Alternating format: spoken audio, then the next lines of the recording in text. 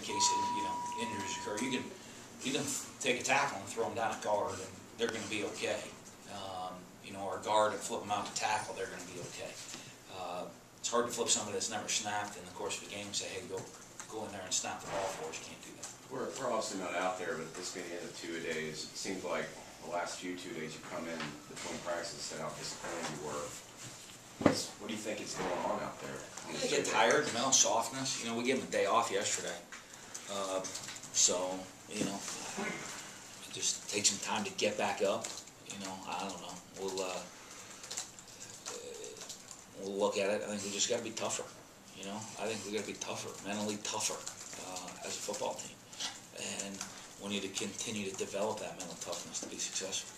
Is part of this too because you've just raised the expectations of what these guys, especially the ones who've been through this before? Yeah, I have very high expectations for everybody, whether you've been through it or not. The one expectation that'll never change for me, and you can never settle on, is effort. If we're not walking off the field completely exhausted, something's wrong. I don't know what there is to hold back for. All we ask is just give everything you got to practice every day. If you got a lot left at the end, I don't know what you're holding back for. And that's what we want to make sure our guys learn, that they leave everything they got on the field. Have you seen, you talked about it early in camp, it was just a matter of Brandon May getting the base down and learning the system. Have you seen him steadily progress? He got a long way to go. He got a long way to go to get a spot, to get playing time. It's a fierce competition out there on the field. This is really it this week. By Friday, we'll have a big scrimmage. We'll grade that. We're giving the guys off this weekend. We come back Monday. You're kind of getting in. School's back in session. You're getting into a little bit more in-season schedule. You have some scout teams and that stuff. So Brandon's got a lot of work to do to compete to get on the field. As a coach, though, is it almost, I don't want to say happy moment for you, but that you still have teaching moments this late in camp, and that you have a lot of veterans that are still having teaching moments? Well, we have teaching moments. I have a teaching moment every day of my life, a teaching moment. So, that never goes. But, I think the personality of what we think this team needs to be successful this year, I think it's going to be tough, mentally tough, physically tough, a team that plays with relentless effort. That's going to be our personality for us to succeed this season. And, if we can't show it in training camp, how can we expect to show it on Saturdays? How are all the linebackers looking? You talked about May there. Just how are they all progressing since you got that to fill all three of those positions from starters as they left last year? Yeah, they're coming along. They're coming along. The great thing is you got guys that you see like Bohannon, Matt Wells, kind of playing that outside hybrid spot for us, coming along a lot faster because now they know that the clock's ticking and they're going to get to play. I think once they hit the red shirt year last year, and then someone thought they were going to red shirt, they kind of pull off on the throttle a little bit.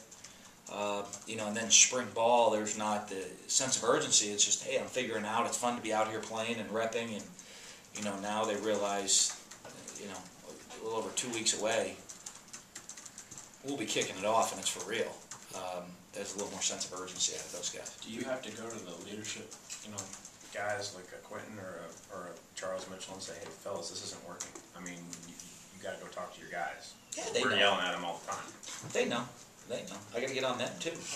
They're the ones that are going to set the standard. And if they don't set the bar extremely high, nobody else can live up to it.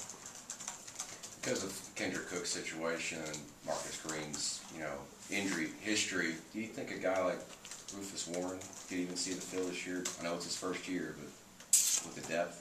It's a ways away, from knowing. Right now Marcus looked pretty good, so far, so that's a positive for us. And, if we can stay healthy,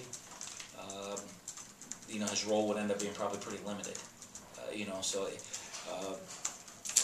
He's not ready to get on the field right now, so we'll have to see.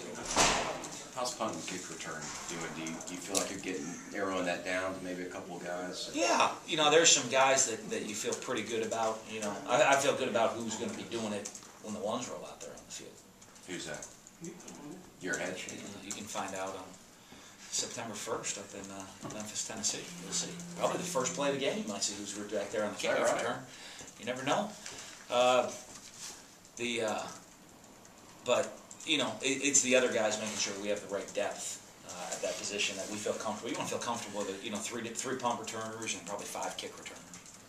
Is it after this weekend where you start, from a timetable, going to look at true freshmen and say, this will be a redshirt year? I mean, we just want to hang on to you for a little bit. Do you have those conversations? For a couple, you know, there'll probably be a couple that we have an idea that, you know, they need to go develop. And then, you know, there's another group that's on the edge still. You know, there's probably the 3 groups: the ones that are playing, the ones that are redshirting, and then that middle group that we're gonna keep going with, and if, you know, give them a couple more weeks to determine which it is. You know what I mean? You know, really up to week 6 probably. The season, yeah, after week 6, if they haven't played, we'll probably try to protect their redshirt year. If they have played, then they played. This might be another wait till Memphis, but you mentioned the ones who you feel like are playing. You know, will you be willing to share who those guys might be? Of the Freshmen? That might be playing. Yeah, come find out at Memphis game. Right now, we're not even making a determination until sometime next week anyway, because, you know, I mean, we're still repping 1s, 2s, and 3s in practice, so everybody's still getting reps. We haven't cut down those reps. So kind of once we do that, that's where we'll start getting a better feel for who has the opportunity to still play. As much as we talk about left tackle, how good does it feel to have a guy on the right side like Addison Mullen, who we don't talk a lot about? Maybe it's because he's just that good. Yeah, you know, I mean, you look at that. I guess it's you know, when you look, you really have 4 returning starters at the other positions. So left tackle gets the attention of who's taking that role. You know, I think I know what I expect out of the other 4 guys. You know, so it's the left tackle and the backups that get the attention. But it's great having guys that you know, that are steady and played. Addison going in to be his 3rd year as a starter. We expect really good things out of him. You know, Tobias at right guard has been a starter. Quentin started at center and started at every position on the line, so you feel good about that. And you know, Big Gabe at left guard. You know, those guys all have experience. That's a very comforting feeling for us. Is Addison trying to take a leadership role of any sort? Or? Yeah, at times. At times you see it. You know, I think those guys. He's not a guy that throws himself out in front, but he's a guy that you can look at that he's done it before. You know, he doesn't jump out in front of the team to do that, but you know, he does a decent job trying to lead by example because he has that experience.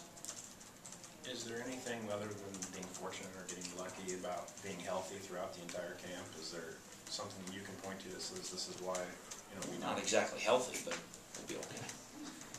You know, we still got a while before we have to play. To be honest with you, I guess if you ask our guys, probably not one of them will say they're healthy right now because it's training camp. But training camp's not supposed to feel good. Is there anything you're worried about there, injury-wise? No. Sticks out to you? Not right now. Not yet. Did you say you give them the whole weekend off, or? Next weekend. Yeah, this coming weekend. After the See how this week goes. The plan is that, but you know how that goes right there. We might be in a 5 a.m. Saturday morning. You know, the scrimmage isn't up to my pleasing. On a lighter note, I saw some of the guys tweeting about they enjoyed hearing from Fred Smoot. Yeah, it was great. You know, we had Fred come in, talk to the team last night. We do a little Bulldog experience. They had a lot of different speakers come in and cover a lot of different things.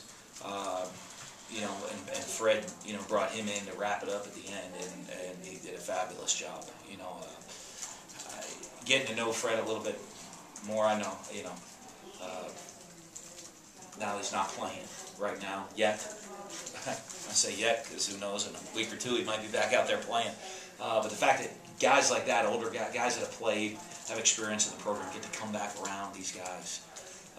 You know, his message is awesome. You can see why he was All-American, All-SEC, All-American, All-Pro. You can see why he's that type of player with, you know, what his approach is to the game. What was the message you shared with the guys? You know, that you better compete on every single snap of your life, you know.